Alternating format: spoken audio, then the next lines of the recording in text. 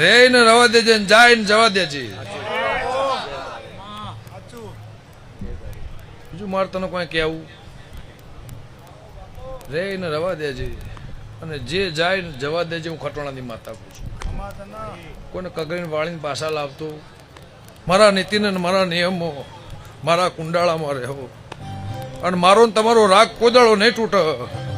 હમણાં હું માતા એવું બોલી કાવાઈને આબર દેવું, જાય ને જવા દેવું.